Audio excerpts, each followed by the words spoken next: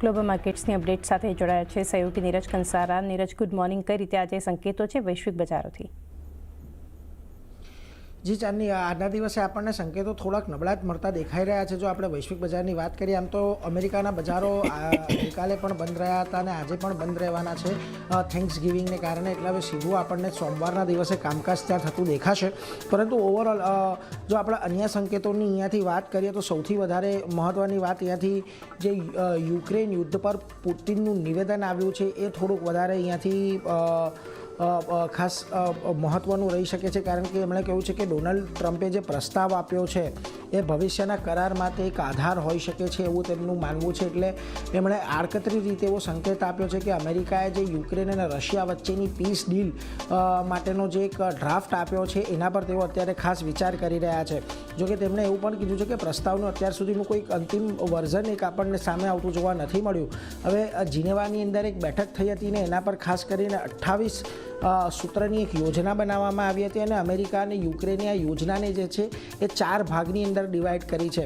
વેલ, જોકે પુતિને અમુક આંકડા શબ્દો પણ કહ્યા। તેમણે કહ્યું કે તેલ ઓઇલ કંપનીઓને લઈને પર જે પ્રતિબંધ છે યુએસના બેવડા વલણને ખાસ કરીને બતાવે છે। એમણે એવું પણ કહ્યું કે અમેરિકા અત્યાર સુધી પોતાના જ હિતો સાધી રહ્યું હતું આ આખી પરિસ્થિતિની અંદર, અને એમણે એવું પણ કહ્યું કે આવનારા સપ્તાહે સ્ટીવ વિસ્ફોટ રાષ્ટ્રપતિ પુતિનને ખાસ કરીને મળશે અને આ સ્ટીવ યુએસ અને રશિયા વચ્ચેના સંબંધો સુધારવા માટેના એક કોશિશ કરી રહ્યા છે।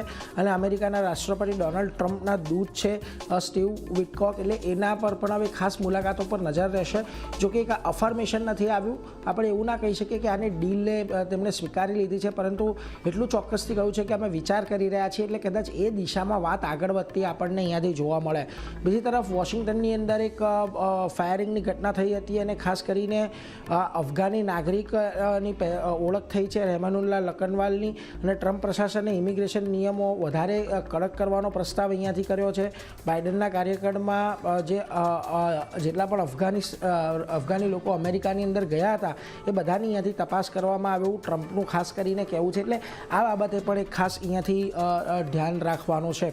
બીજી તરફ ક્રૂડનું ઉત્પાદન વધશે કે નહીં એના પર એક પ્રશ્ન ફરી પાછો આવ્યો છે, કારણ કે 30 નવેમ્બરે ઓપેક અને સાથી દેશોની બેઠક થવાની છે। 2026ની શરૂઆતમાં આજે ઉત્પાદન વધારો જે સતત ઓપેક કરી રહ્યું છે એના પર એક બ્રેક આવતો કદાચ આપણને જોવા મળી શકે છે, અને મોટાભાગના દેશો અત્યારે ઈચ્છે છે કે હજી વધારે ઉત્પાદનની અંદર વધારો નહીં થાય, કારણ કે ઓલરેડી આપણે જોઈ રહ્યા છીએ કે $62-63 આજુબાજુ ક્રૂડ આપણને આવતું દેખાઈ રહ્યું છે।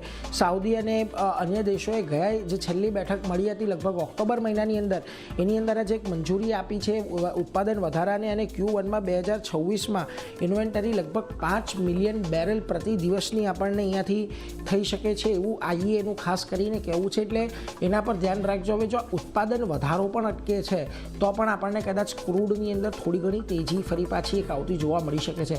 જોકે આ બધાની વચ્ચે આજે એશિયાના બજારોની અંદર તમને મિશ્ર કામકાજ જોવા મળી રહ્યું છે।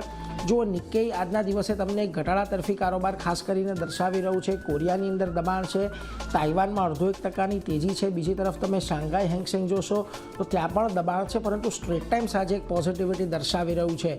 હવે ગઈકાલે આપણે કેશના લેવલ પર એક નવા શિખર તો સર કર્યા હતા, અને પરંતુ થોડાક નીચે આવીને બંધ થયા હતા। ફ્યુચર્સમાં 26,390નું નિફ્ટી ફ્યુચર્સનું ક્લોઝિંગ હતું। અત્યારે જો 26,413ના ગિફ્ટ નિફ્ટી સંકેત આપી રહ્યું છે, એટલે એક સામાન્ય વધારા સાથેની શરૂઆત થાય એવા સંકેત અત્યારે નિફ્ટી આપી રહ્યું છે। જોકે ખાસ હવે અહીંયાથી જોવાનું એ રહેશે કે શું આજના દિવસે આપણને કોઈક સારું ફોલોઅપ આવતું જોવા મળે છે। જો નથી મળતું તો પછી કદાચ આપણને ફરી પાછા એક વખત 26,000 તરફની ડોટ જોવા મળી શકે છે નિફ્ટીની અંદર, પરંતુ અહીંયાથી એટલે આજના દિવસે ઓવરઓલ જે સંકેતો છે એ સંકેતો કોઈ બહુ વધારે ઉત્સાહજનક નથી મળી રહ્યા છે। જી નીરજ, આભાર।